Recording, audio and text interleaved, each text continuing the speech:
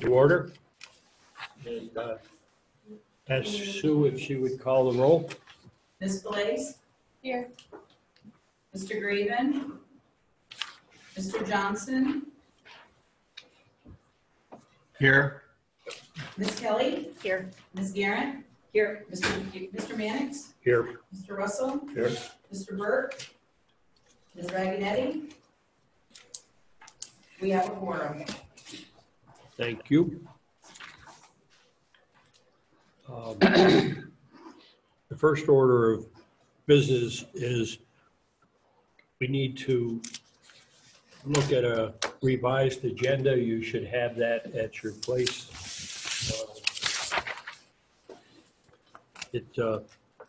For the most part, just simply move some action items forward, and that is done to take into consideration the fact that some people who we need to have present for the purpose of conducting business will need to leave the room a little bit earlier than they would normally be leaving the meeting. So we'd like to ask if you would approve the revised agenda. Can I have a motion to that effect? I so moved. Okay, a motion from Sid Garrett and a second from Pat Russell. Okay, any discussion? All those in favor signify by aye. Aye. Aye. Opposed? Abstained? Carried. Okay. Before further, I would like to ask us to take a moment of silence in respect and recognition of the passing of a member of the administrative staff of the college, Kyla Relaford, who passed unexpectedly over the weekend. Her passing will be missed terribly within many aspects of our college community, certainly within the office of the the educational opportunity office, where she led, and also within the students that that looked to her for the leadership that she provided, and also within the faculty that interacted with that office and with the students that go through that facility. Her passing is a shock in the sense that it was far too premature to lose a person of her talent at her age.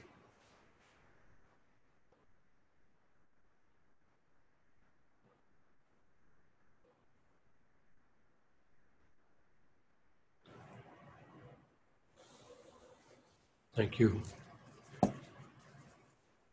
I'd like to ask for a motion to approve the minutes of the February 21st, 2017 council.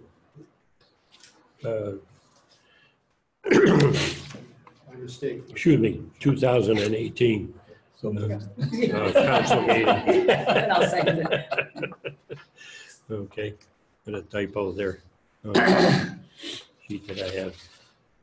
Thank you, Ms. Garrett. And I have a second on that. Pat actually moved it, and I seconded It's okay. Pat moved it, and Sid Garrett seconded it. Okay, thank you. All right. All those, excuse me, any discussion? All those in favor signify by aye. Aye. Opposed? Abstained? Carried. All right. At this time, the meeting is open for public comment.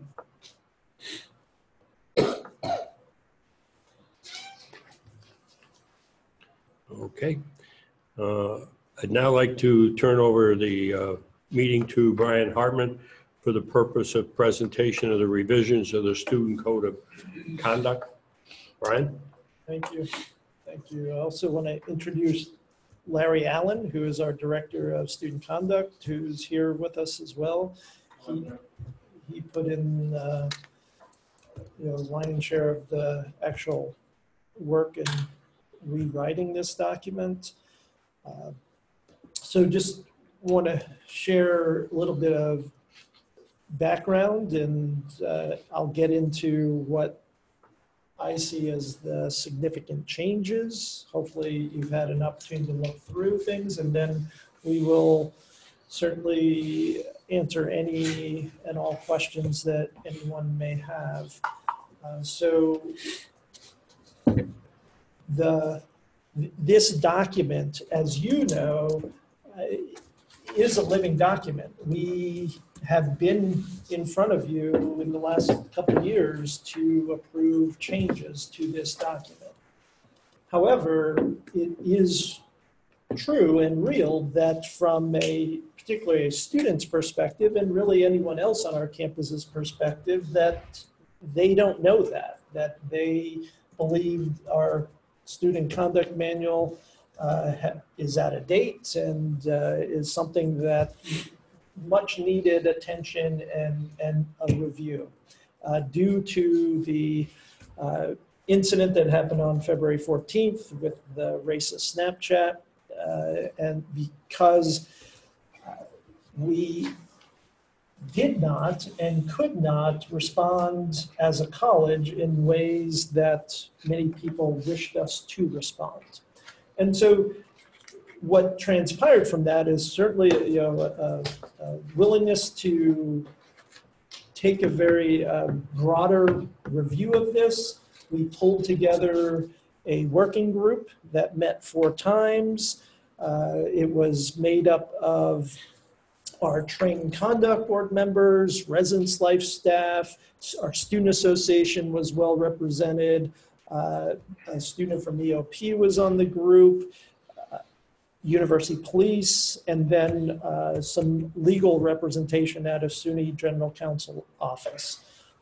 And we actually, Larry and I very much liked this process, and we are committed going forward on a yearly basis of pulling together a represented group to review those changes that we think need to be made. So what is in this document I'm about to explain is a combination of things specifically due to the most recent events, but also a bunch of procedural things that we have been making note of all year long that we were planning to change anyway. So it's a combination thereof. As a public state entity, there are legal constraints that exist for us that don't necessarily exist for some private institutions that we must live within. That being said, what we added to this and what you would have found by reading through this are some general statements, non-policy statements, particularly guiding principles that sort of outline our expectation for behavior at SUNY Plattsburgh. For example, students would love us to be able to say there is 0 tolerance for, and then fill in the blank. Legally, we can't do that, but in both the guiding principle statement, and then there's another statement about framework for addressing student conduct. In those statements, again, we focused on expectations of behavior that we want to observe on our campus. And then one other significant thing that really surfaced in our campus conversations is a significant gap in people's understanding. And this it goes, it's students, faculty, and staff, in my opinion, a big gap in understanding of free speech. And so at the end of this document, there is a pretty robust appendix that focuses on free speech. I'll get into some of the policy things momentarily, but at the end of the day, especially if you read the one, or double-sided highlights page, the very last statement we put on there that really surfaced is, while we have sort of compliance mechanisms in place to have students acknowledge that this document exists, it's crystal clear that most students do not read this document, and that's something that has to change. We must, make changes in how we draw attention to this document, and especially these broader statements. I still don't have, expectation that students will read every word in this document, but they need to understand around expected behavior, about civility, about respect, about inclusion. And that's what we're trying to convey. And then we also need to raise the awareness and consciousness around free speech. In that vein, just want to share, we have reached out to Dr. Jonathan Slater, who oversees our ethics, our Institute for Ethics in Public Life. And he and the Institute's fellows have agreed to work with the college to create a sustainable effort to educate our campus around matters of free speech. And then we will supplement that in other ways as well. In terms of the actual policy, things that students will be held accountable for, some of the significant changes there stemmed from in our current document. We have a section that addresses disorderly conduct, which encompassed harassment, threatening behavior. What else? That was Threats of physical abuse, physical abuse. so we created individual sections. We have an own section for harassment. And within that definition, it's section 16. We included a very specific item around bias-related behavior so that it would be much more, it stands out. And we also have a note in there that if it's determined that behavior, if found responsible for harassment, the motivation was hate and bias, that the sanction will most likely be more severe if it were not motivated by hate. So that's in there. We also always had a section on violations of civil and criminal law, which is section 30. But there we also added a specific section on hate and bias related crime. And that, language is pretty much taken right out of New York State Penal Code. But again, a note that says that if found that the motivation was hate, again, sanctions will be more severe. We also used to have another significant change around these sections of policy violation. One section or two sections that really covered matters of sexual violence, stalking, dating violence, domestic violence, and now we've got some specific sections, like section 6 is, standalone dating and domestic violence. We also have, what's the other section, Larry? Oh, it's section 22, standalone sexual violence. And then stalking, sexual harassment, and sexual exploitation didn't change. That always stood alone. So we believe that these changes that we've made to the pushing the boundaries as far as we could to try to respond to student and other concerns about our student conduct manual. We believe these changes are pretty significant. The procedural item that I would draw attention to, because it is fairly significant, is our appeal process. We are bound by law and just good matters of due process to provide an appeal to especially more severe sanctions and severe violations. Our SUNY legal rep wanted us to make changes there. And so we, again, taking this opportunity, because we only do this significantly once a year, that we incorporated some changes to our appeal process.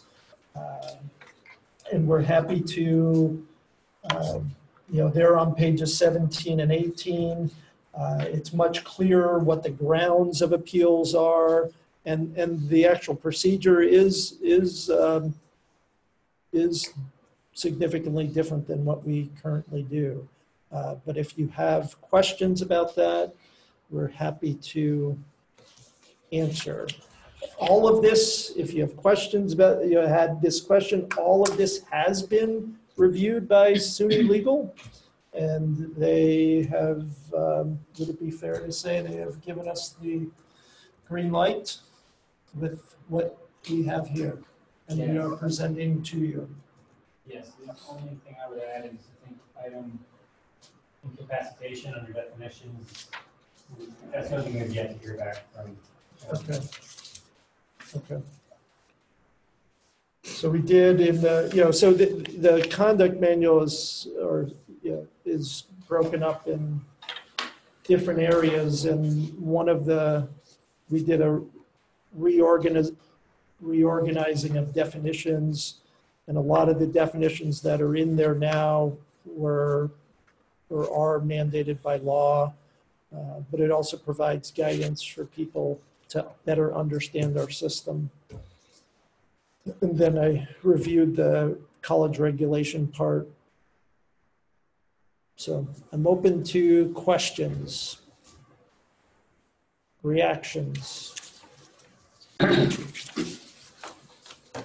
at this point, what I would like to do is proffer a motion that our council accept this as a living document, the new student conduct manual, and that will certainly cover what was on until we review it again, which is normally once a year that we do that. So sorry, go ahead. So just one clarification is that, the way your bylaws read, as we understand that all significant changes must come in front of you, and we've been doing that. We can make minor editorial changes and things like that, and so I think that's in the spirit that you're saying, a living document. Yep. Because again, as Larry pointed out, we still may get some feedback from SUNY Legal on that one definition, but that would not be a substantial change from what you're seeing here in front of you. And I make the motion so that if I do get a second, we can officially discuss before we vote. I think that's always a good thing in a formal meeting. I'll second it. We have a motion and we have a second. Do we have any discussion? How are you going to make students aware? No, it's a good question. So we don't have a definitive plan yet. What we have talked about and engaged others is right now, every student as they register on a yearly basis must acknowledge that the document exists and it claims that they have read it. But Larry has already talked to our programmers that create that system, and we can add as much language to that as we want. So we're not going to, our plan right now, our thought is not to go crazy and do like those different agreements you see online that are just thousands of words, because that would be useless.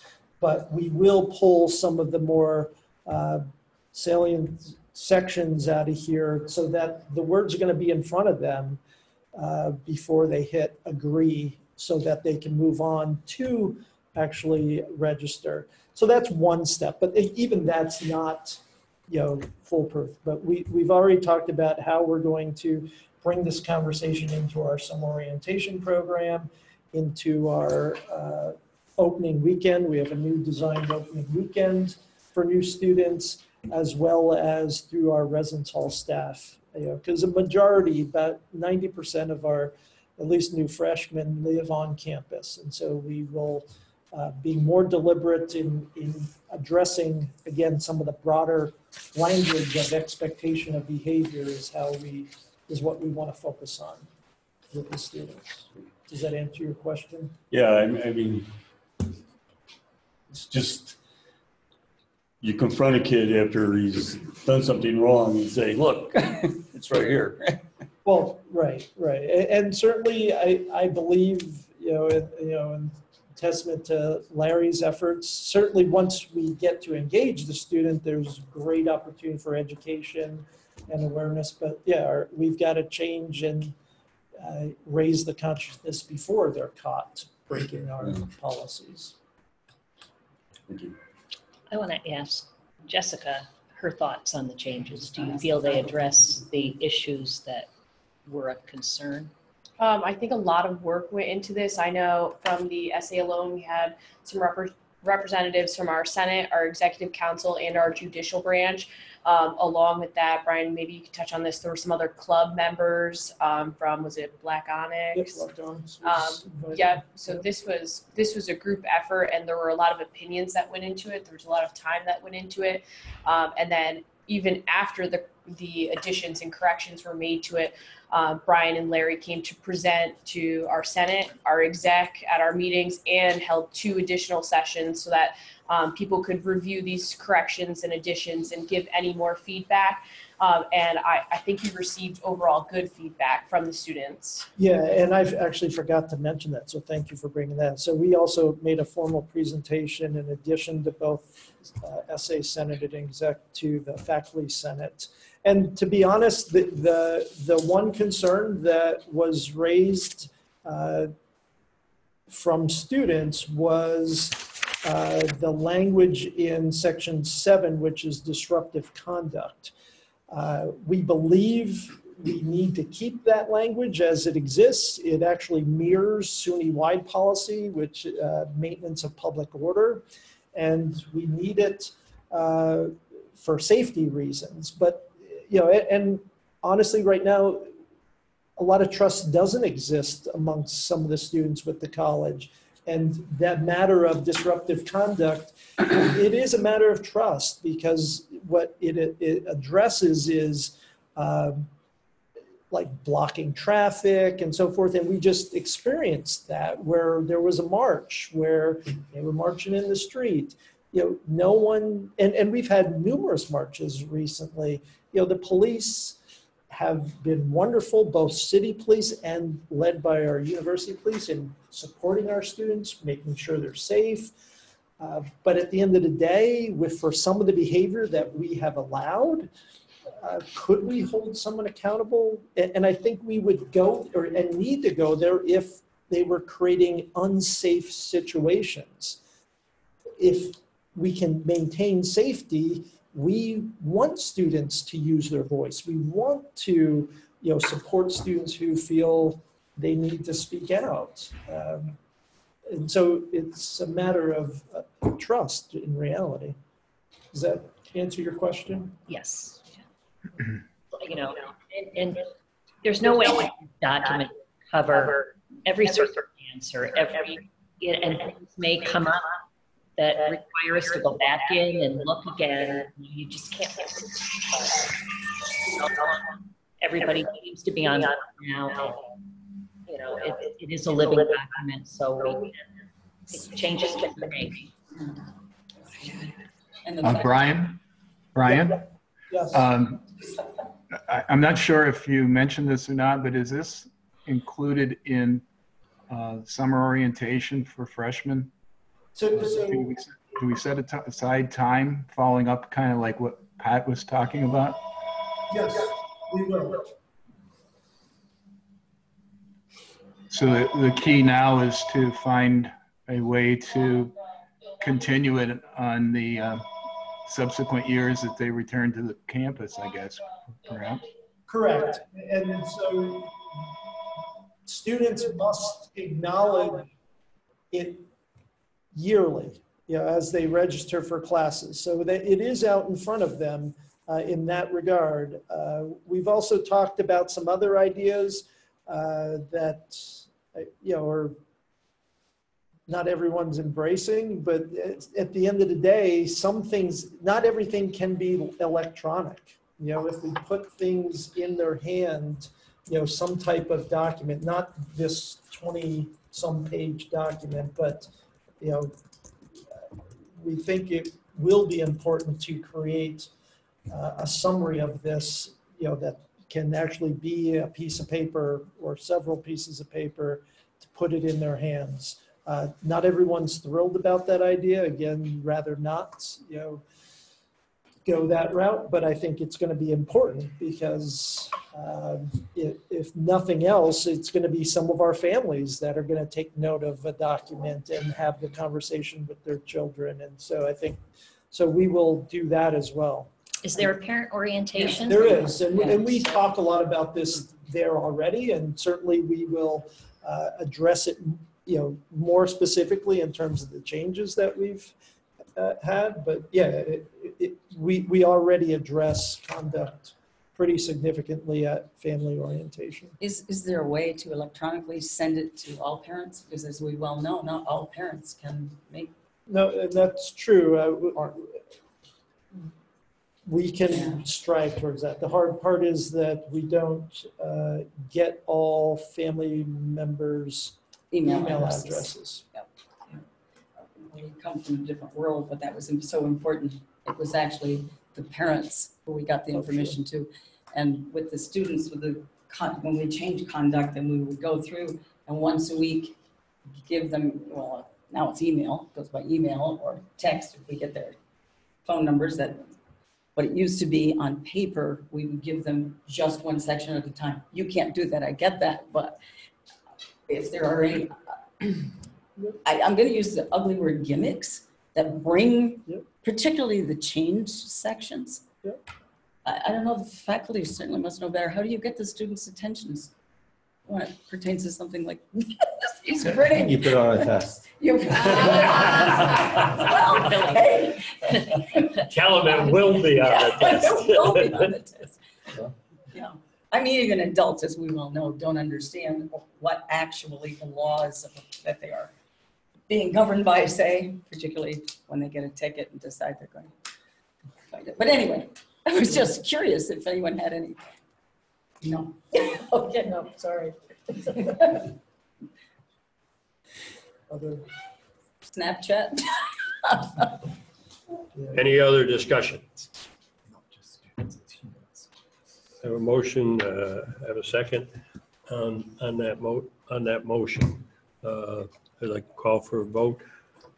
All those in favor, signify by aye. Aye. Aye. Opposed?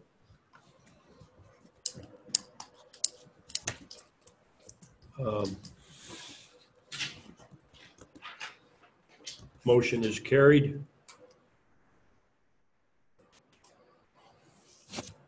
Excuse me, I forgot to ask. Anyone wish to have a record of their abstaining to vote? I forgot to ask that. Okay, all right. thank you very much. The motion is carried. Thank you. Brian, That's a lot of work. good job with that. Whoa, Okay. a lot of legalities. Okay. Now we have some other action items that we want to move on. Resolution 7.1, a resolution honoring the Cardinal Women's Ice Hockey team on winning the inaugural Northeast Women's Hockey League Championship. And I have a motion to that I'll make effect. that motion. Okay, Heidi, thank you. I'll And second a second on that, I'll second it. Ms. Garrett?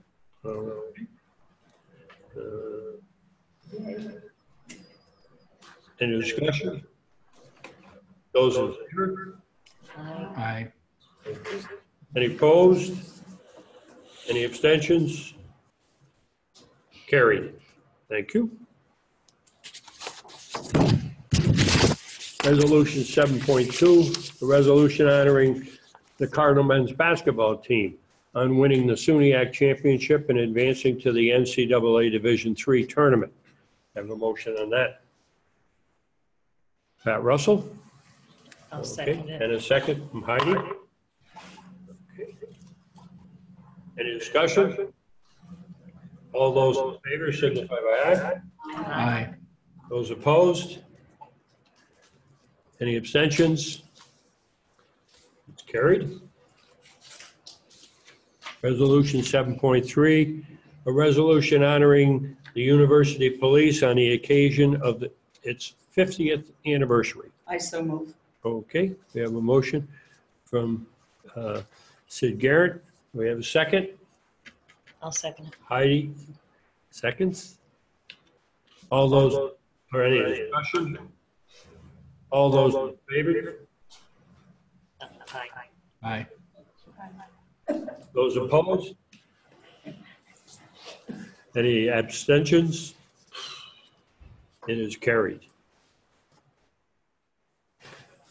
Resolution 7.4, resolution recommending naming the John and Diana Connors Trading Room. Have a motion to that effect? Can I ask before we do that, what is the trading room and who are the Connors? So it's directly across the hall, and there's 4 Bloomberg terminals in there, which are used by anyone who's engaged in trading stocks or any kind of investment out in the real world. So it's an opportunity for students to get some hands-on experience using this software and learning how to use the analytical tools, and it's awesome that they can graduate and go out there and have it on their resume that they know how to use. And the Connors, I assume, were They funded about 3/4 of it or so. They enabled us to do a mini campaign. So John and Diana offered a matching challenge gift. thank you. Can I add a couple more comments? Yeah. So we're AACSB accredited as a school of business, as you know, and one of the big focus areas for us is technology right now and quantitative aspects of business. So obviously everything that we're trying to add as a school of business is trying to make us distinctive on those dimensions. So having a trading room with Bloomberg terminals is kind of adding to that theme, obviously. 53% of business schools that are AACSB accredited have a trading room. So clearly, if you're trying to attract enrollment, you want to be one of those schools, because increasingly schools and businesses are adding this. Just to give you a sense in terms of New England, only 70 colleges and universities have a trading room. So again, that continues to add some distinction for us as a school of business. And currently within the SUNY system, only SUNY Geneseo, Binghamton, UAlbany, and Canton have one. So aside from Canton is not AACSB accredited, but the other 3 schools, that's a pretty good company to be in. Sure. So that's also an important thing. And then I wanted to add, we actually just came back from a visit with alumni in New York City. We usually do the financial district in the spring in New York City, and then also the financial district in Boston in the spring and in the fall, Boston. And so we visit alumni who are pretty high up in a lot of the financial services firms, and they talked exclusively and consistently about the role of Bloomberg terminals, its importance. So we're very thankful to the Connors for funding this initiative. And then the other piece is with Bloomberg terminals, the students can do an 8-hour test that they can take. And it gives them what's called a Bloomberg Markets Concept Certification, which they can put on the resume.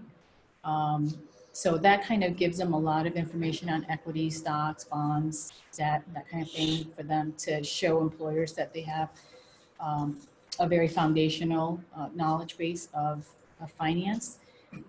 And then, of course, the lab is set up with TAs so that students can come in, sign up, do assignments that are correlated to classes, and then they can put on their resume that they know how to use Bloomberg terminals. It was pretty cool to see actually during the visits, the companies with Bloomberg terminals and our students being able to say, I know how to use those. That was very cool. Yeah, that's great. So, Okay, thank you. Do we have a resolution recommending? yes. We have a resolution by Sid Garrett. Do I have a Motion, I'll second it. Okay. And we have a second on that. All those in favor, signify by aye. Aye. Those opposed? Any abstentions? It is carried. Resolution 7.5, a resolution recommending the naming of the James August Wilson Commons. And by way of background, in case it's necessary, Mr. Wilson was the first Black student to graduate from Plattsburgh, and a room has been is being set aside, named in his honor, in the building that was, for those of you who are my age or such, what at one time was the Champlain Valley nursing residence building on the campus. But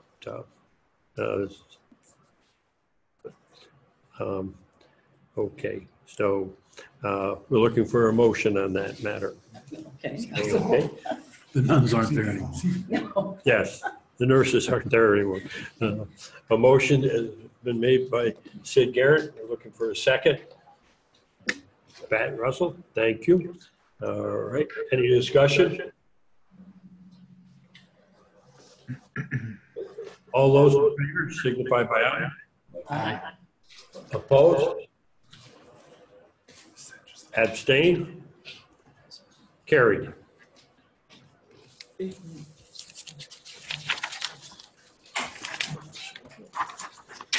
And resolution 7.6, we have tentative dates that have been set aside for the remaining, or for the meetings, remaining meetings in 2018 and some meetings into 2019. You have them on your agenda, but looking for a meeting that we will adopt those as our meeting dates. So can I have a motion to that effect, please? I'll make that motion. Okay, Heidi, thank you. And a second? I'll second it. God bless you. Okay, thank you, Sid. Okay, discussion? You take a look just to be on the quick side as to whether we have any problems with those dates, but I've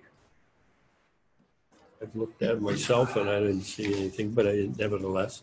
Pat's not going to tell us that it's the 15th and that's a real deal next year. Okay, The 16th this year. Yes. all those in favor signify by aye. Aye. Opposed? Abstain? Carried. Okay. Thank you very much. We have a couple quick committee reports that we want to get to. The Student Association report, we're going to move Jessica up to the top to make her report because she has some issues that she needs to attend to. Hi, everyone. So as you all know, we've had a lot going on campus this semester. So to start off, we last time we met, we were going through the racist Snapchat post, and that was hitting our campus and circulating. So the Student Association heard students' concerns, and we took appropriate action through open forums and different kinds of resolutions. I can say from the student perspective that we're all very proud of the work that you all have done, and other faculty and staff when it comes to the Social Justice Task Force, the Bias Response Committee, and the rewriting of the Student Code of Conduct. Also, the next thing that happened was the LGBTQ plus flag and the Black Lives Matter flag went up in the ACC. And I'm proud to say that there was only one student that came forward and questioned why the flags were up. And the only question that they brought forward, they were curious as to why we put the rainbow flag up along with the Black Lives Matter flag, because they felt as if the whole movement was about the Black Lives Matter flag. But by the end of the conversation, we both came to an agreement and an understanding that this is a time for change. And so all good reviews on the students' ends for that, and we're appreciative of it. So then our Student Senate passed a flag policy resolution. In this flag policy resolution, it's asking the Board of Trustees to review their flag policy and allow each SUNY school to create their own flag policy. So we brought this forward, our Student Senate passed it, and then some of us brought it to the SUNY Student Assembly Conference that we went to in the beginning of April, and it was passed there by 64 campuses, so it's hopefully being reviewed now by the Board of Trustees, and we'll hear back on that soon. Also, when we went to the SUNY Student Assembly Conference, our college was recognized for Best Student Advocacy, so that was a nice accomplishment.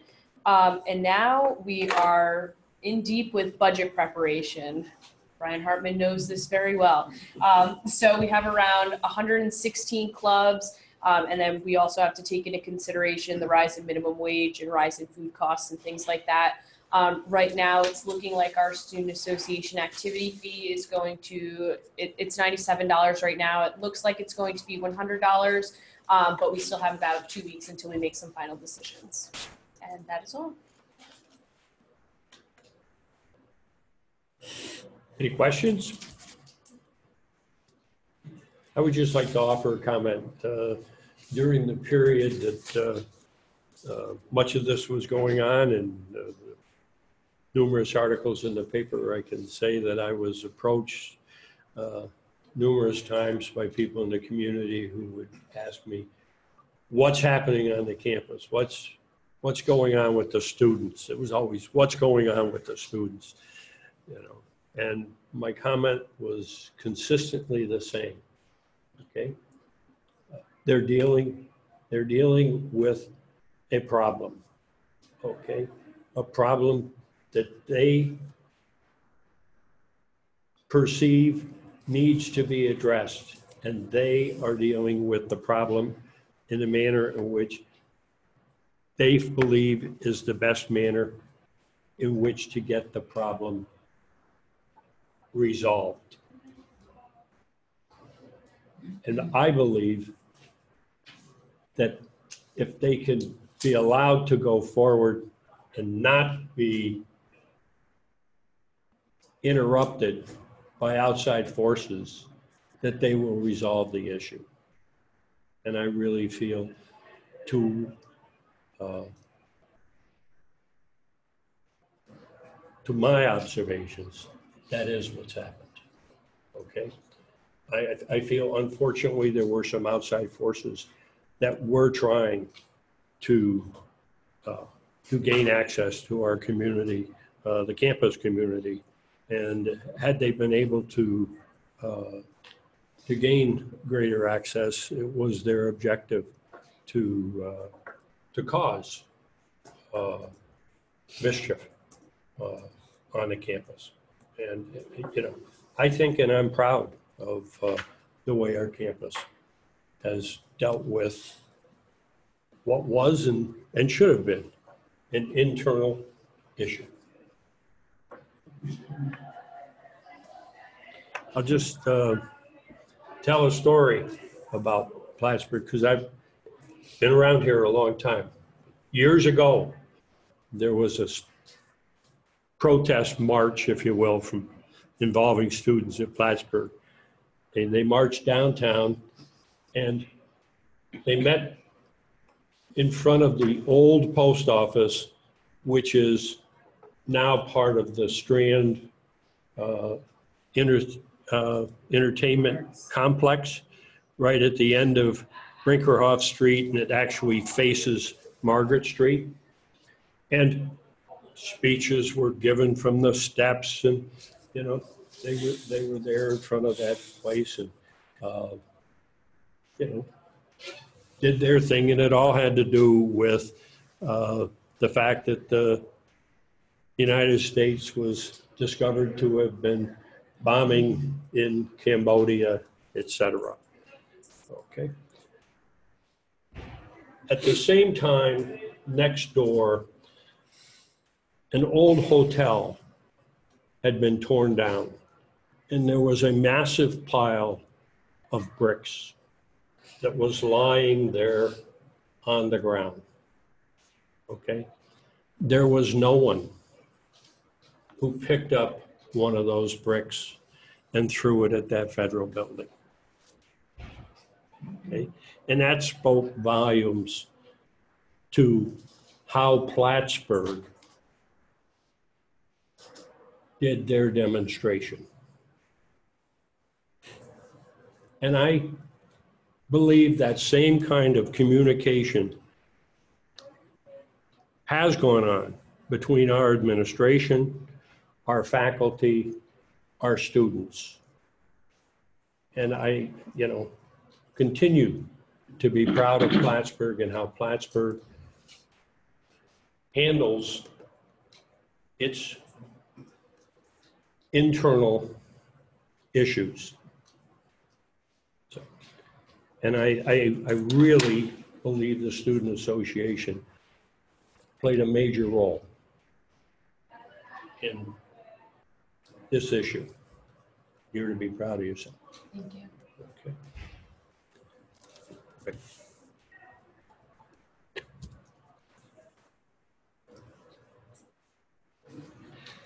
Next issue.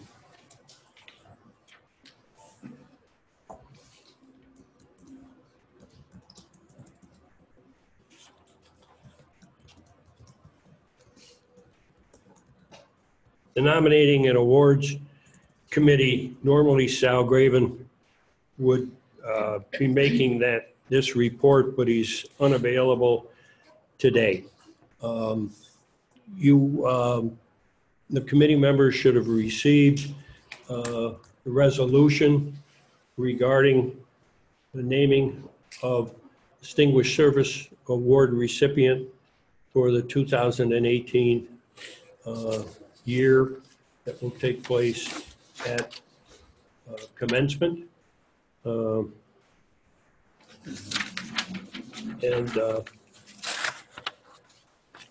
recipient will be Dr. Thomas E. Moran.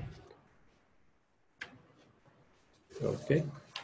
And I would like to ask the committee to vote to confirm the recommendation of the committee to make that award presentation to Dr. Moran. I so move. Okay, I have a motion to that effect, and I have a second on that from Pat Russell. Have any discussion? Okay. All those in favor signify by aye. Aye. Aye. Okay. Any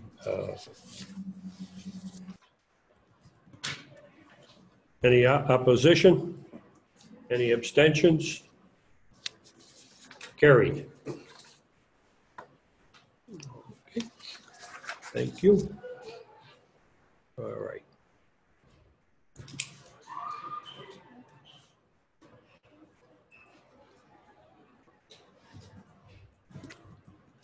Okay. Thank you.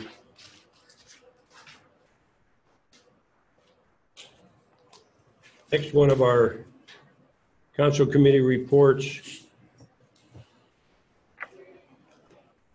would be business affairs. Mr. Russell. Academic affairs, I think it's Excuse me. Yes, I jumped right over that. Okay. That's all right, go ahead. No, you got it, Mike. Very brief report for you today. A couple of things to let you know as far as what's going on. Starting at the branch campus, they continue to do a very nice job with outreach, and that outreach usually occurs by doing panels and forums that get the community on campus and associated with, obviously, SUNY Plattsburgh's name, and keeps us in the forefront of the media down there. And so Steve Dana always does a very good job of that. There are 3 events that are happening in the coming weeks, one on North Country climate reality, another one on 21st Congressional District Candidates Environmental Forum, and then there also will be an opioid panel. So those events will be occurring, and SUNY Plattsburgh's name will be prominent. There has, out of the Institute for Public Ethics and Life, been a few activities that have happened recently. And one was a discussion, a colloquial with moral dimension of diversity that was during Diversity Week. Jewish Studies program also this last week. Many of us gathered in the Douglas Scott area of the library that was commemorated for the Holocaust remembrance. And it was the Day of Remembrance celebration, or ceremony rather, that was very nicely done. We had several faculty speakers. There were 2 students who were winners of this year's competition for writing and spoke. First one was I believe, I thought I had the students' names here, yes. Nicholas Kilroy was one of the speakers. He was a psychology major, and Jessica Supan Nicholas was philosophy, and Jessica Supan was a psychology major. And so they read pieces for the Remembrance Day, and they both did a very nice job. Their readings were well received. Last week I had Sue send to you a document that is a thought piece that I'm using with the faculty that talks about a vision for the campus, a vision for SUNY Plattsburgh. So I hope you have the opportunity to look at that. I continue to have forums. I think my 7th forum will be this Thursday. Been doing multiple forums with faculty. As we start to move toward the development of a vision statement, one of the things we need to do first is have a better understanding of a vision for the college, which incorporates the knowledge of a lot of external factors that are influencing higher education today, and a lot of internal factors as far as where we are with certain initiatives. And so that discussion will continue this Thursday. If anybody's interested, I do have Zoom links, so you can actually watch the event if you want to from your home or office. And I can also send you another document that I am currently developing that we'll be using during this Thursday's forum.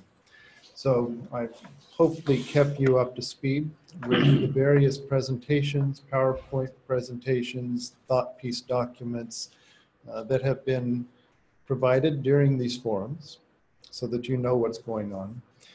And if I had all the answers, it'd be really nice, but I don't. And because I take a very community-centered approach to doing this work, trying to pull information together from a number of various places, having many conversations with faculty, leaders on campus, with deans, with academic council.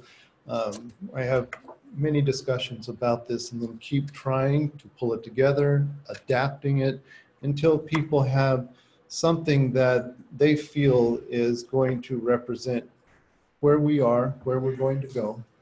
And then our next step will be to develop a vision statement. It's a heavy lift, but it's an important one as we think about the future of our institution and how we position ourselves in a very, very competitive marketplace with regard to enrollment. So I'm happy to take any questions if you have any.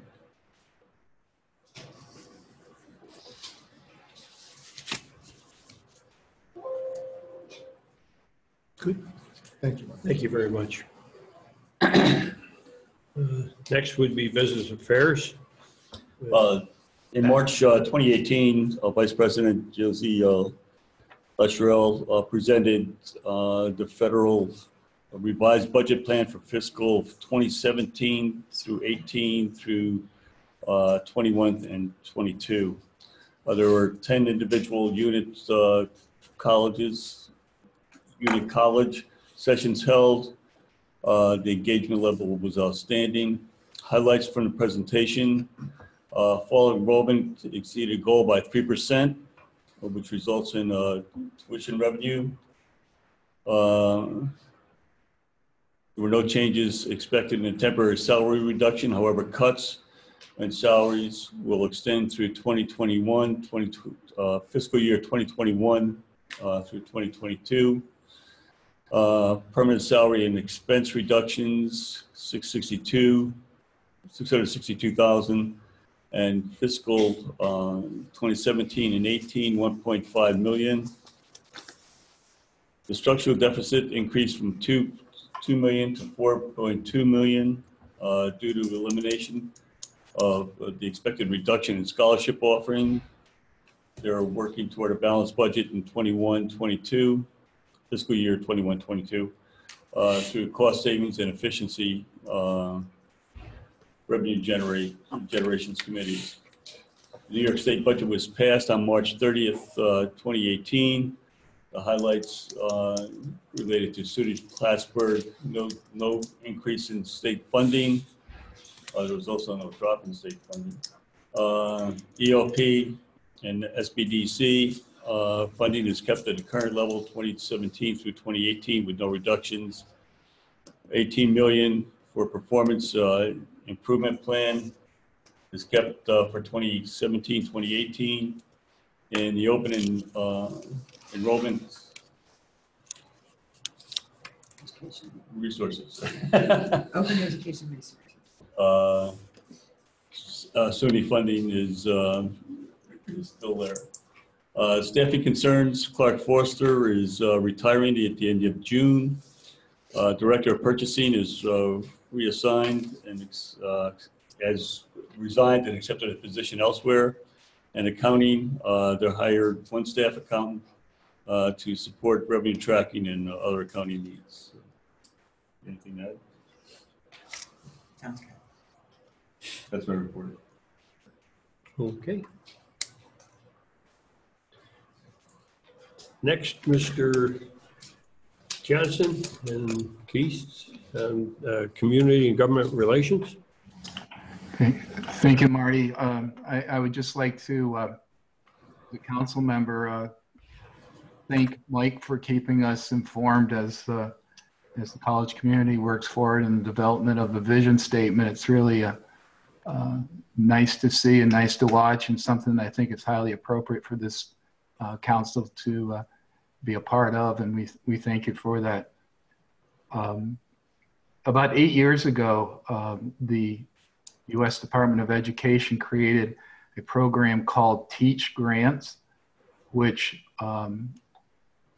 gave grants of $4,000 annually to students that were in their undergraduate years and $8,000 during their graduate years if they agreed to practice in depressed school districts. What has been found by recent Department of Education studies and reported in the media, including NPR, has been that a lot of these grants have somehow over the past 8 years evolved from grant status to loan status. And it appears that many of them were a result of insignificant paperwork errors. Some teachers indicating that they had never received the paperwork that they were supposed to have received, and others indicating when they did receive the paperwork, it came so late that it was delinquent upon arrival. So Keith has looked into what this has as an impact on the Plattsburgh State teacher graduates, and have found that the program has given to our students, now teachers, $5.7 million over the past 8 years and 2.8 million of that's $5.7 million has now become loan rather than grant. So Keith is working diligently with our Congresswoman Stefanik, who, by the way, serves on good committees, on education and workforce committees, and through Keith's efforts has indicated to us that she'll be looking into why things like this are occurring. If in fact it is any indication that all universities and colleges are experiencing a near 50% transfer from grant status to loan status, then there is a real problem, and fortunately something that the Department of Education can take care of. But anyhow, that's an effort on our part through Keith and John to enlighten our Congresswoman to the situation. At our last meeting, I'd indicated that on March 13th, that the college, along with the Development Corporation, was going to host a forum for professionals within the Clinton, Essex, Franklin County areas that might have clients that were interested in establishing either new businesses in our area or enlarging the business that they have already in our area. And I'm happy to report that over 50 people did attend that conference. It was determined to be very successful, and felt that those that left the meeting were better equipped to help their clients who might be interested in establishing a business, or, as I said earlier, growing a business within our area. And the last item I have is kind of old news, in that back in March, prior to the adoption of the executive budget that was just mentioned, John did have an opportunity to meet with Assemblyman Billy Jones and speak to him about the budget, about the capital fund, in particular Memorial Hall, and other matters that dealt with the budget, in an effort to do some good advocate work on our behalf to see if the Assemblyman, who I believe is a friend of the college, could do whatever he could to help us in that regard. So that's my report, unless there's any questions that that I can answer or defer to Keith. That's it. Thank you very much, John. Next up, facilities capital planning. Heidi? I'll give you the overview of the highlights. The Central Campus Podium Rehab, Phase 2, the podium's open, and rehab work was extensive over the summer and will reconvene following the spring semester. The granite stairs need to be replaced and the concrete patched on the underside of the podium. The central heating plant, the high temperature hot water generator upgrade and renovation. Phase 1 is basically complete, which includes generator number 1. Phase 2 has been awarded, and some preliminary electrical rough-in has been performed, as well as some work on the hot water generator number 3, which will be starting soon. Memorial Hall, the exterior stair and interior mechanical slab repair. The project's been put out to bid, but it's not been awarded yet. And that's going to be a complete replacement of the exterior stair at Memorial Hall on the side that faces Harrington. The railings are going to be replaced, and a repair will be made to the mechanical room in the basement to fix the deterioration of the slab there. Also at Memorial Hall, the design phase building renovation. The design started in January, and there's going to be a complete overhaul of that building that's been operational since 1963. So it's going to be a renovation to increase the efficiency and address the functional needs of the building. The scope's not fully designed because the design consultant hasn't been named yet. Sibley Hall roof replacement, that design is completed and put out to bid, and the award is pending. That's supposed to start in May. And then the high temperature hot water piping replacement on the Sanborn Avenue extension, that's anticipated to begin in May and be completed by September. The skylight at Winkle Court in the Myers Fine Art Building, that design phase is completed, and that work is supposed to be complete by the start of the fall semester. And that's going to be the replacement of the glazing in the existing skylight with the new energy efficient tinted glazing. What's there is structurally sound, but it's not insulated, it's not UV resistant. And in terms of the residence hall, Macomb will be open in June of 2018. And Whiteface renovation, the construction start date is May with a completion date of July of 2019. And that is it. If you need more detail, you can always go on to Josie's Business Affairs site, Facilities Maintenance and Operations, online. Thank you. Institutional advancement. Dan, I think you've got it. Yep, I think Dan is in Florida enjoying better weather than we are. Everyone is enjoying better weather. So a couple quick things on the communications front. I think the magazine's kind of in its final stage of writing and editing and heading off to print. So we should be able to have the spring issue in everyone's hands shortly after graduation, in time for kind of the end of the year push for fundraising. If you're in Hawkins Hall, check out the what used to be a bulletin board outside of the alumni office. There's a really beautiful display of about a dozen alumni in various different fields that have come back to campus as visiting speakers or alumni in the classroom visitors. And it really does represent a nice diversity of both profession and also experience and perspective in life. So I think it's quite lovely. On the alumni front, as far as the Alumni Relations Office, they have a search going right now. We're really very hopeful that we might be able to hire a recent graduate, a graduate of color. It's time for us to diversify our advancement team so that it's a little more representative of the alumni we serve. So we're pushing on that.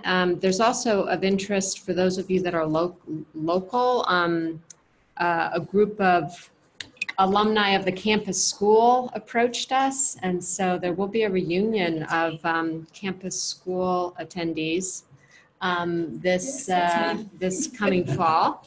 And they're actually fundraising too. I don't know if you've heard about it, but yeah, so it's pretty cool. And well, I'm one of the older. And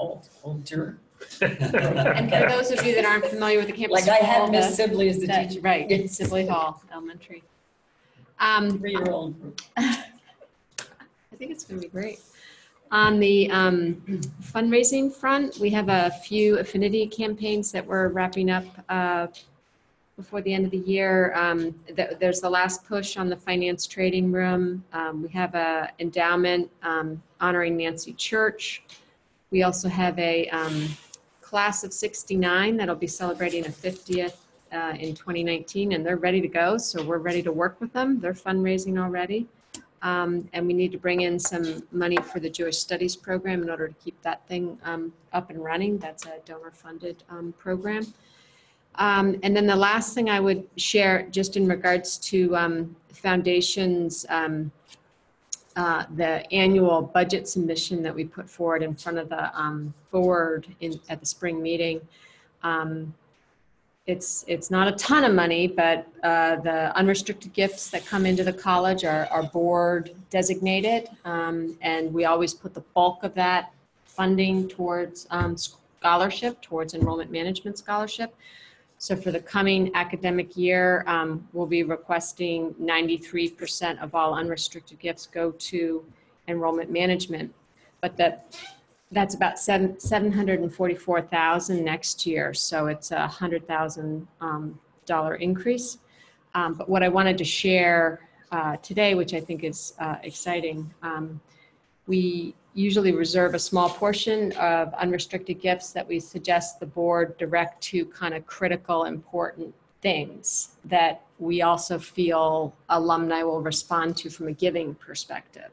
So in the past few years, we've focused on the alumni in the classroom experience, the applied learning grant program, and just recently we introduced the emergency grants for students that were at risk of dropping out due to financial constraints. I'm happy to report that the Alumni Association board is so excited about the alumni in the classroom experience program that they're increasing their support in the coming academic year. So that frees the foundation up a little bit. Like we can maintain funding for alumni in the classroom and redirect a little money to another program. So we're going to direct it towards diversity and inclusion to just try to provide those 10 initiatives that were talked about earlier. You know, we're going to need money to fund some of them. So I also feel that by you know, putting this out there as an opportunity for alumni to give to diversity and inclusion is just another door where we can engage people and make a difference. So that's it for my news. Thank you. And next up is President John. Me? No, Student affairs. Student affairs. Pardon? Student Oh, affairs. excuse me. I'm skipping you. He's had enough of me. Well, I guess next up, Sid Garrett and Vice President Hartman.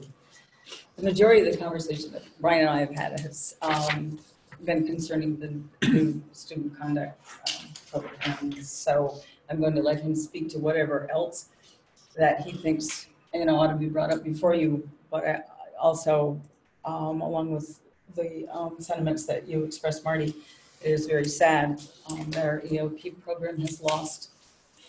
Kyla, you've been around here for a while, and you know that's one of my favorite programs that exists because I worked with it personally coming out of the high schools. And she did an amazing job, and it's just shocking and sad. And so. Thank you, Sue. So just a real quick few things. It wouldn't be spring in the North Country if the weather didn't negatively impact our softball and baseball teams, but this year it has also included our track and field teams. We don't have home track and field meets, but they have had to travel farther to compete because of the weather in the north. This is a wonderful time of the year from the perspective of we have already started and are continuing into sort of student recognition season. I had the pleasure of going to Albany last week to attend ceremony for our three our Chancellor's Award for Student Excellence. We had a very nice reception at the President's House on Friday for students that are selected for the President's Award, which is an outcrop from those that we can't award, the Chancellor's Award. And this coming Tuesday, we are having our annual student recognition ceremony at 4 o'clock in the ballrooms. And the one thing that we just decided this past Friday, and we will continue to do this, but we are going to honor Kyla Relaford for her truly good work, especially she went above and beyond this semester in helping us in difficult times, and so that we will continue to do that. It was going to be a surprise, but we will still honor her because it's well deserved. And there's many others. Our academic areas will have their ceremonies, which are always wonderful to go to. We'll have a student athlete recognition ceremony. And so it's a great time to celebrate many students' wonderful achievements. And so we should never lose sight of celebrating that. And in the spirit, I'll just add on, a connection to Kyla, because there was no one better at celebrating student success. And so we should keep that in mind as we Yep. go into this season. Thank you.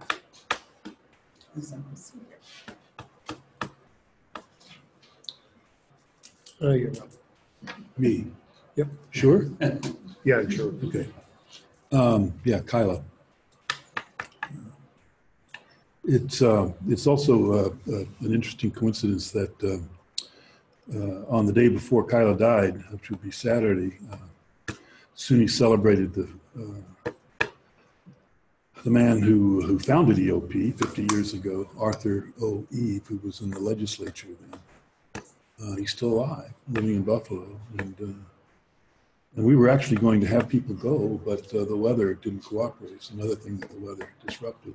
But one of our EOP alums, Thomas Johnson, TJ, was honored there. He was included in the program with a nice picture and a short biographical sketch, and he was there for that. So. And the next day, Kyla died.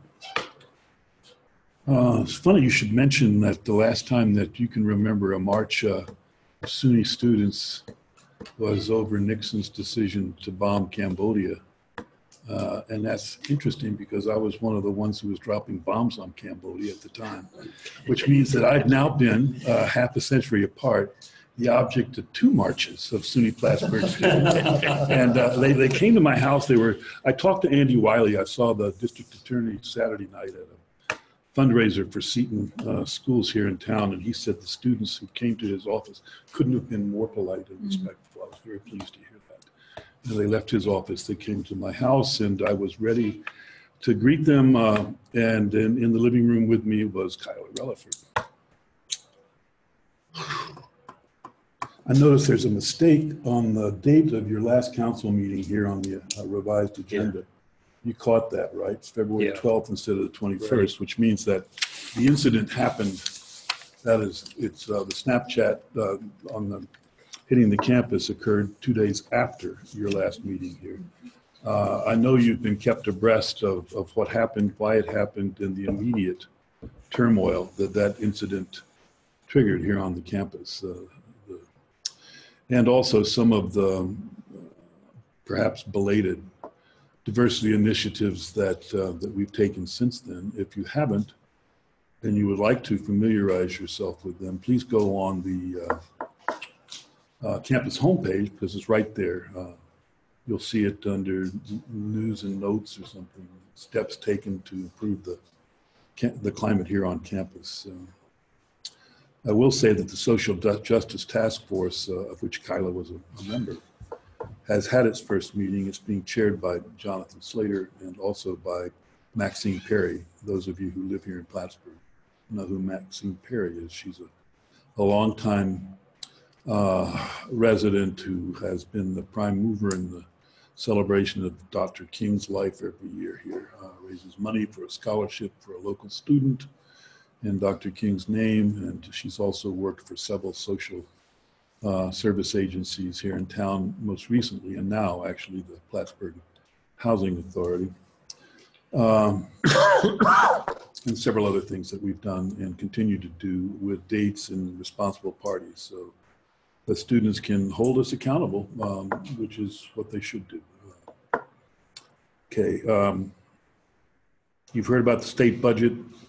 It is what it is. It's not good, it's not bad, it doesn't help us, it doesn't hurt us. It certainly is no help.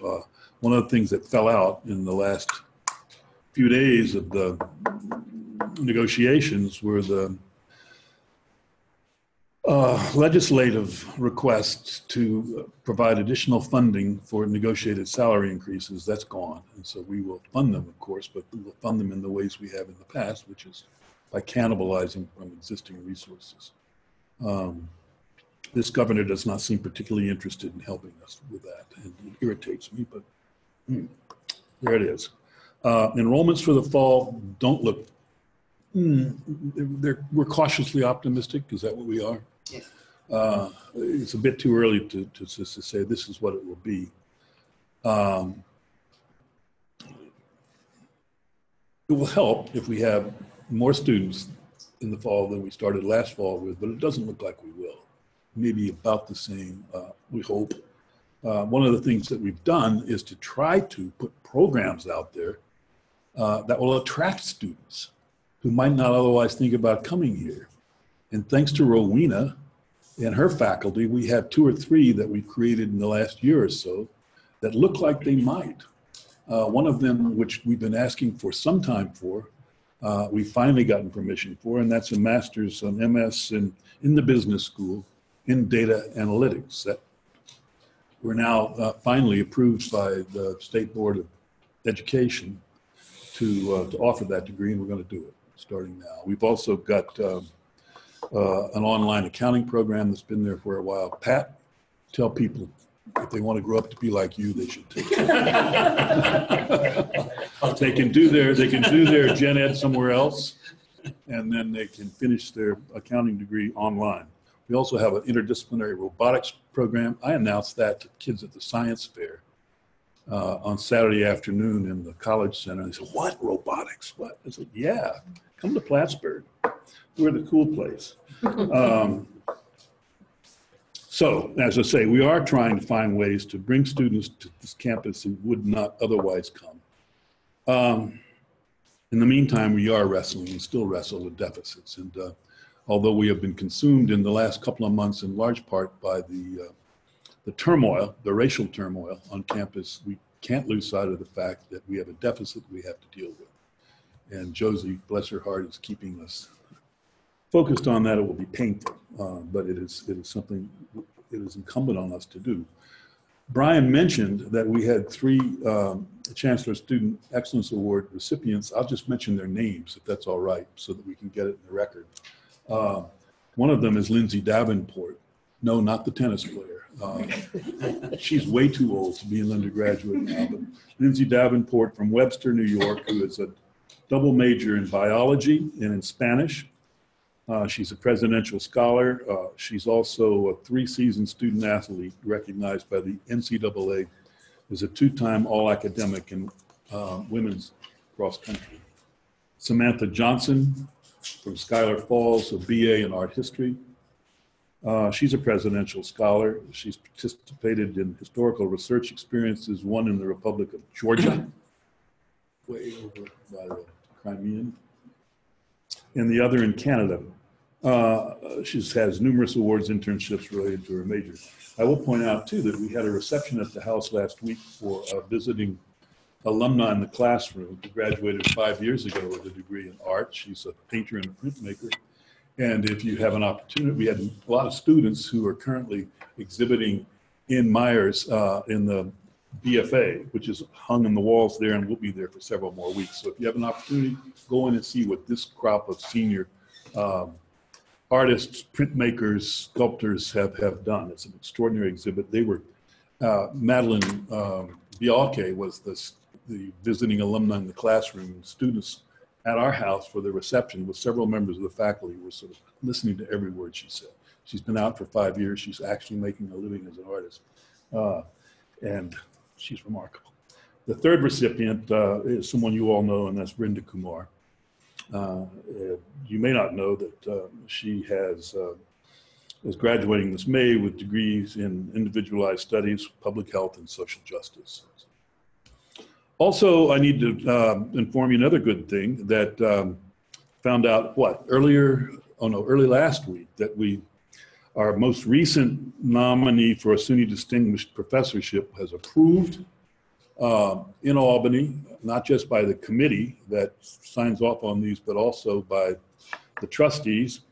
He is our most recent SUNY Distinguished Service Professor, Tim Myhook, Professor of Earth and Environmental Science and Director of our Lake Champlain Research Institute, which is our foremost collaboration with the University of Vermont to study and to make suggestions to improve the Lake Champlain watershed to both Vermont and state of New York. Vermont, of course, UVM is the land grant, sea grant, space grant university in the state of Vermont. It has Patrick Leahy funded lots of money there, and we are able to participate in that because of Tim, primarily.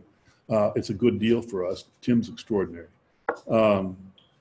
I'll be attending dinner in Albany with Tim, which he will be presented with his medallion and other things by the Chancellor. Mohammed Gabert, our last SUNY Distinguished Professor, will also be there. And he was with you, wasn't he, Rowena, in New York earlier this week with students. I've gotten emails from 2 alums who met with your students who said they are extraordinary. They are. Yeah. Brian's mentioned the student recognition ceremony. If you have an opportunity next Tuesday afternoon before class, drop by the ballrooms. The mayor is usually there, other people. We present awards to students who have volunteered their time, energy, talents over the last year. Corey is the director of the Office of Student Involvement, is the person who sort of organizes this.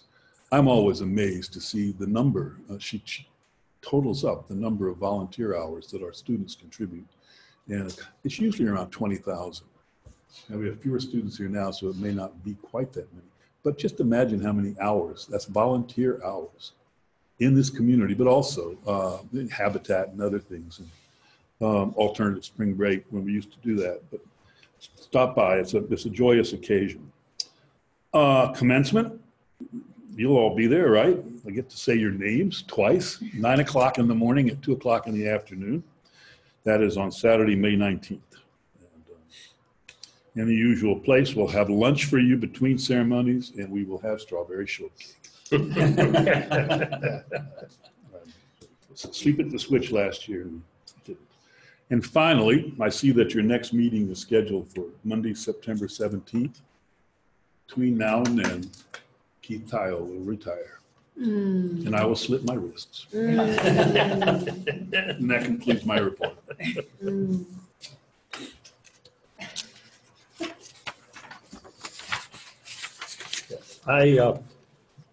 As far as my report went, I took the liberty of saying to Jessica what I wanted to say to her while she was here, because I thought she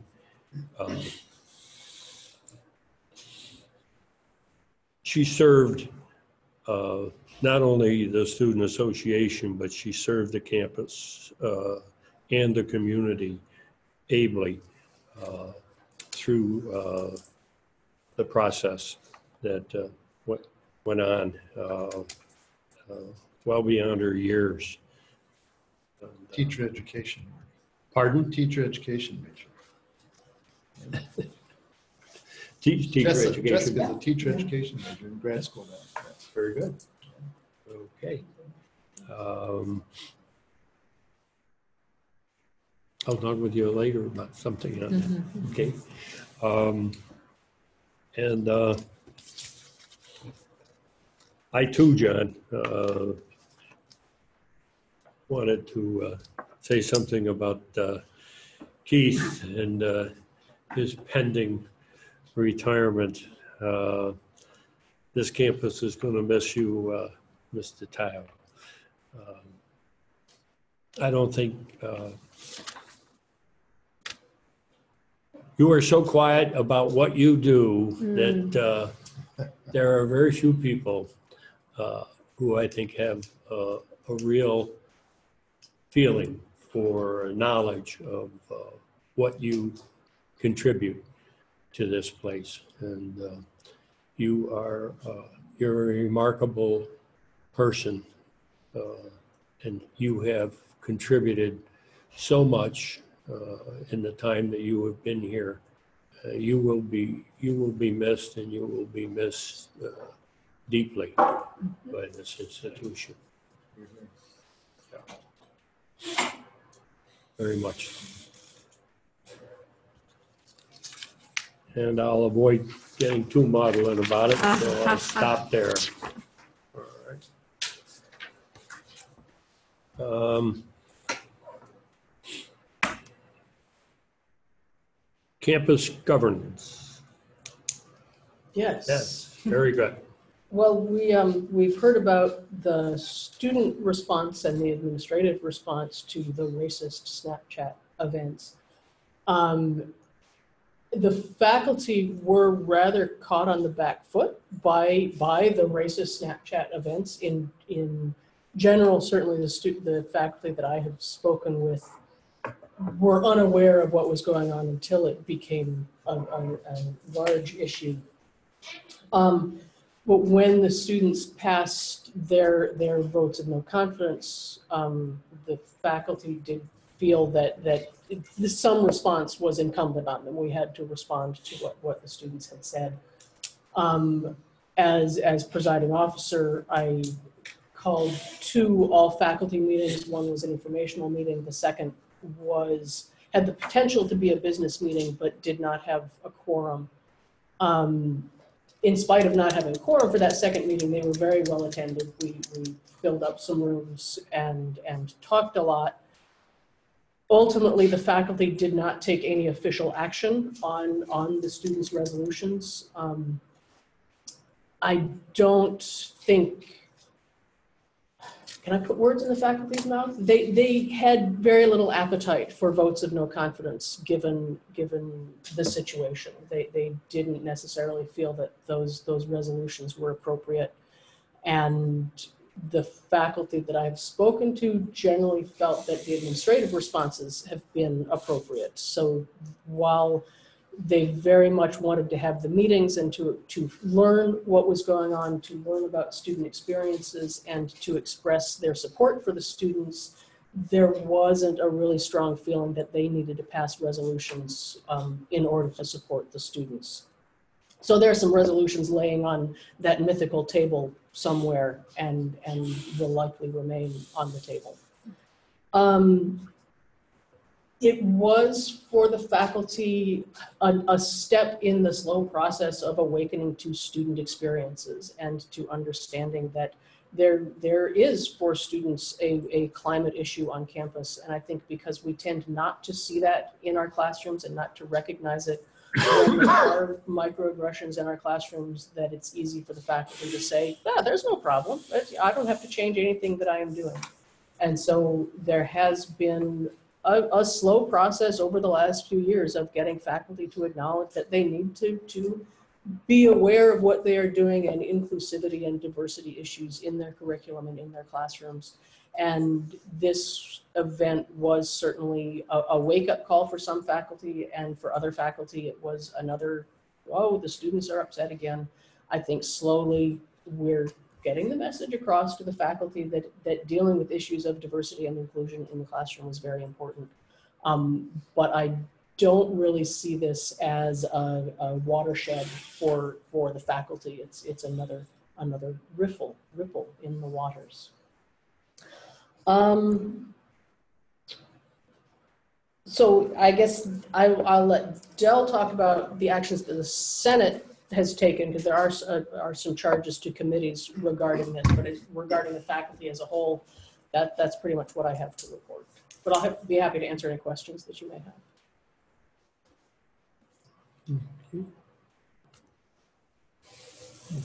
Okay. Thank you. I'll just thank Wendy for her work on that. Just for context, quorum for them is like over 200 people. And they were really, really close. Yeah, we were at like 180 something. Yeah, so quorum is a huge thing to do. But as Wendy mentioned, the faculty did want to do some things. In the Senate, it's a little bit more manageable for some of those things. And so first and foremost, we passed a resolution supporting our students and just letting them know that we care about these things that they're going through and what our expectations and our feelings towards these sort of things are.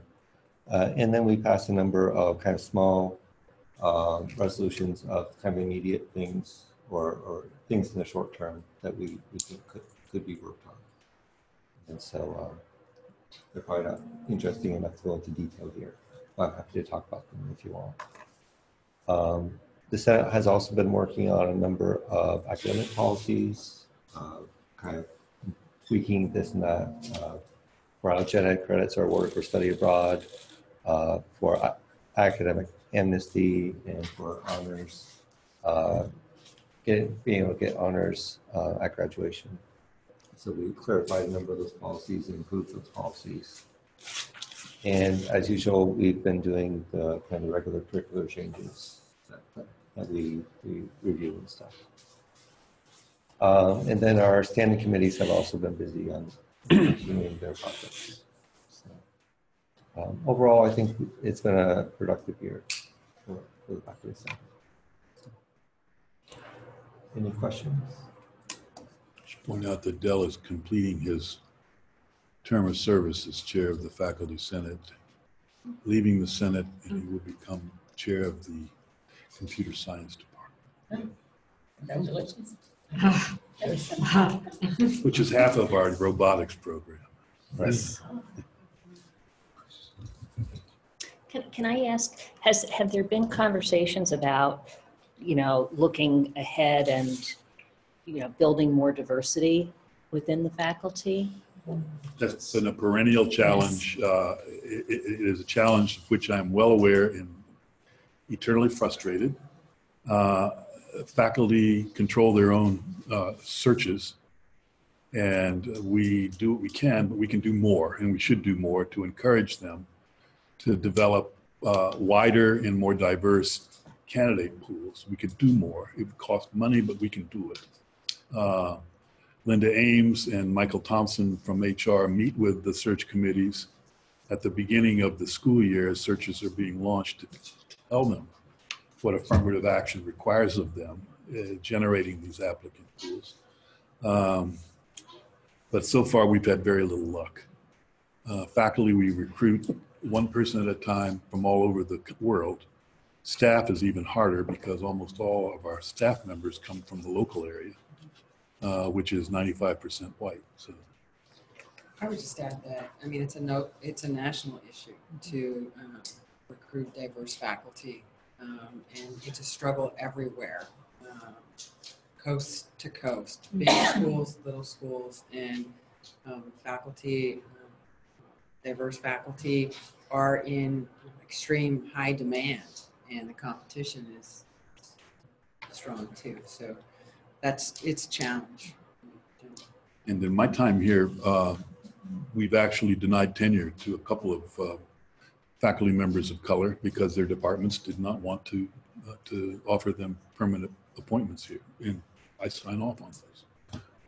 I could understand that. So, but it's, as I say, it's a perennial challenge. It's one that the affirmative action officer keeps me well aware of it because it discourages her too.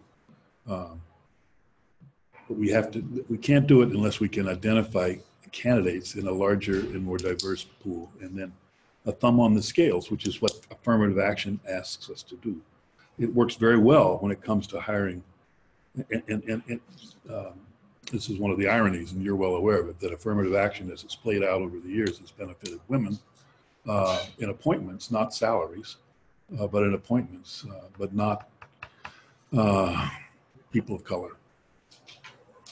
And it also is mathematically very difficult to move the needle, because if you're sitting there at 84% as a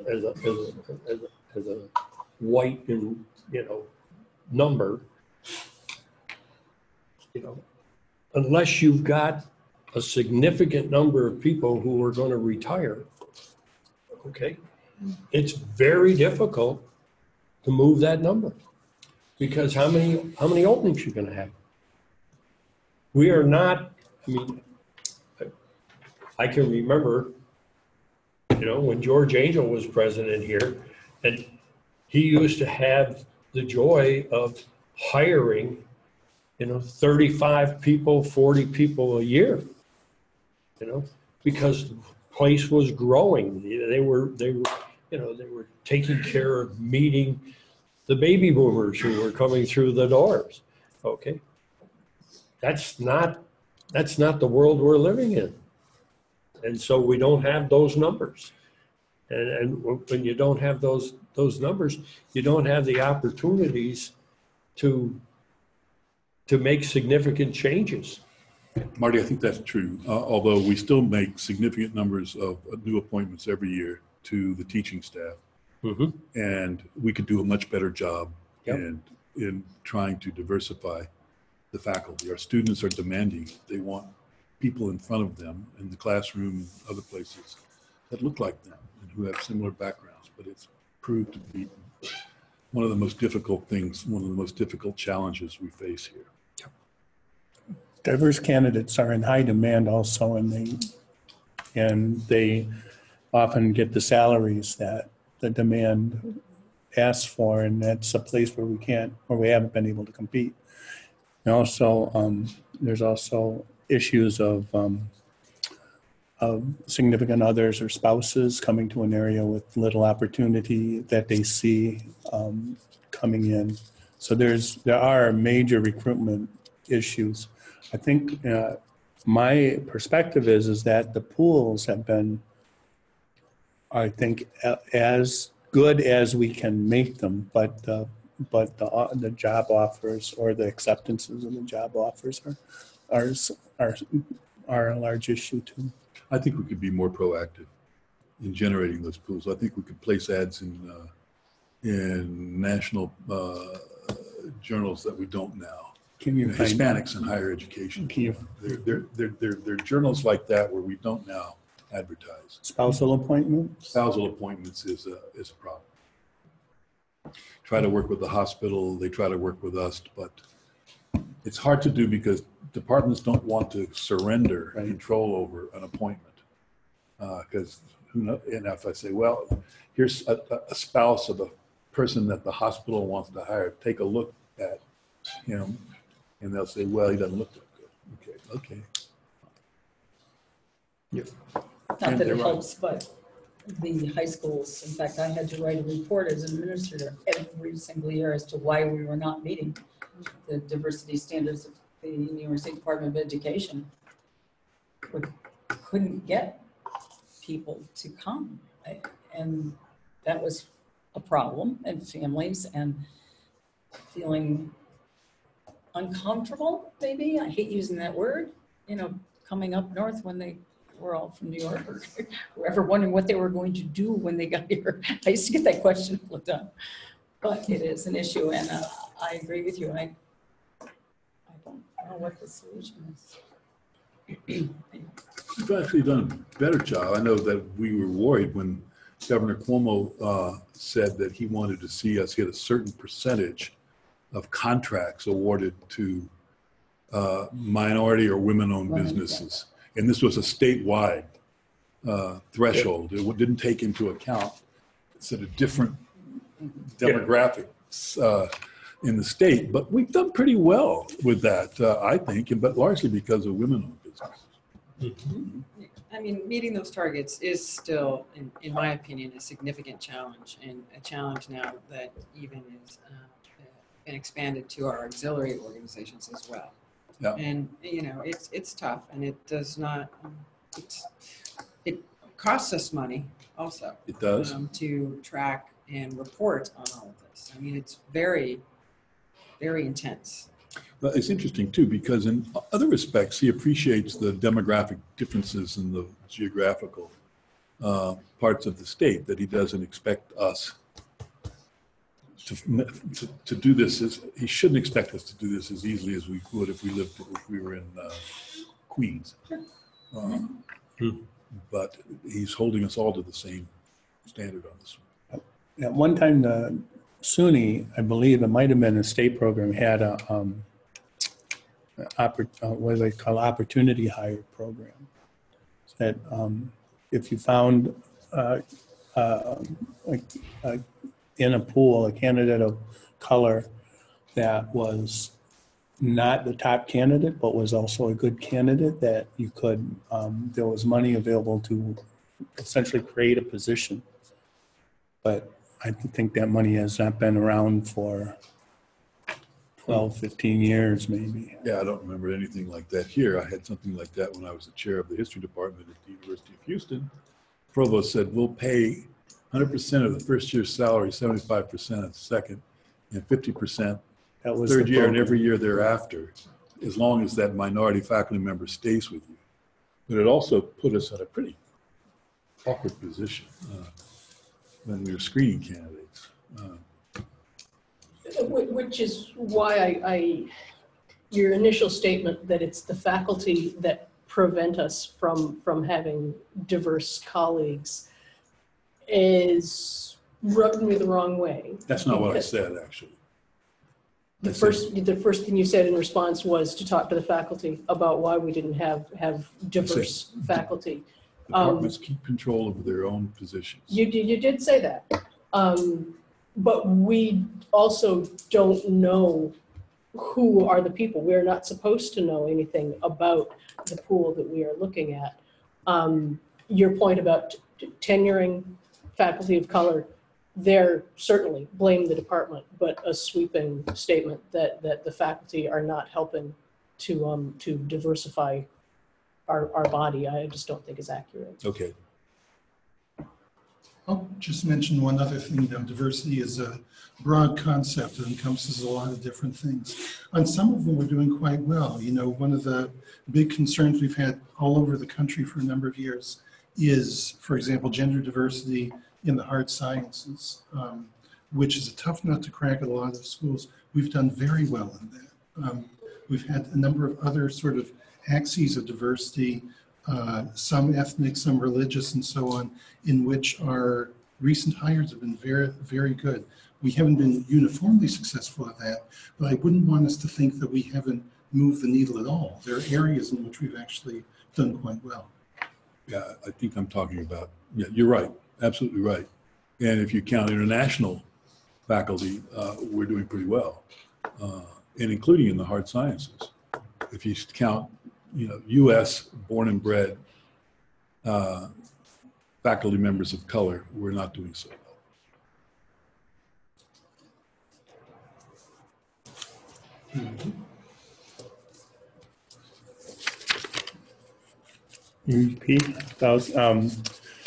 So the news on the contract is that there's still no contract. But if there's good news about the contract, it's that the state is actually negotiating with us now. So at least there's some movement, and which there hadn't been for months and months. The state budget included some legislation that was pro-union in terms of, in anticipation of a vote, I think, supporting Janus at the Supreme Court, which is the decision about the right to not pay an agency fee if you are not part of the union. So, so there are some provisions in the state budget regarding union membership and regarding opting out of the union, regarding collection of dues, and also regarding the right to represent in certain situations, especially disciplinary situations. So from a union standpoint, that is very good news and good support from the legislature and the governor in terms of putting those into state law as a hedge against some of the worst elements or the worst outcomes that could come out of the Janus decision.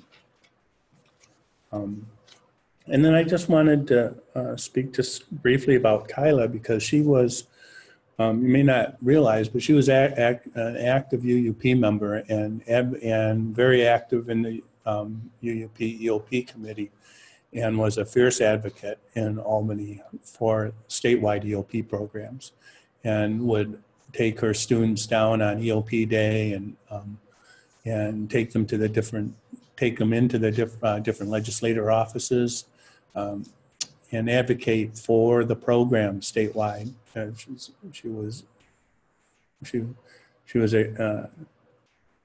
an extreme advocate, very fierce in terms of what she believed in that program, and we'll all miss her quite a bit. That's it. Yeah, this year began with the tragic death of a 40-year-old person on our staff here in this building, who basically, Tara Studley, who basically carried this school before Rowena arrived on her back through an accreditation cycle. And then once Rowena became dean, Tara was her right-hand person. She was 40 years old. Kylie was 37. They leave preschool children at home. It's just unbelievable and tragic in that year. That's been this year. I would say 2 of the 5 or 6 most significant, influential people on this campus, that age, that young, both die in the same school year. It's true.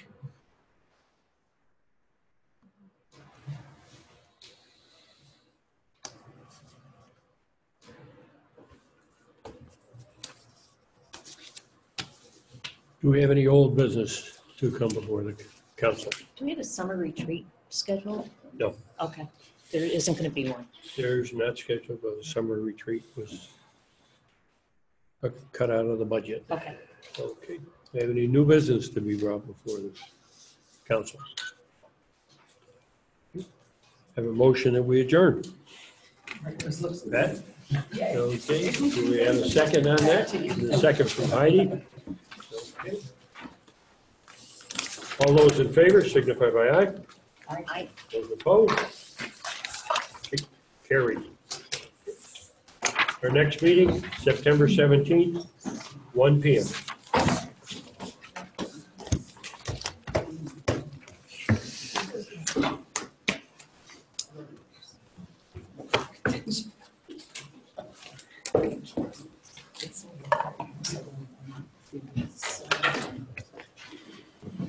The last one?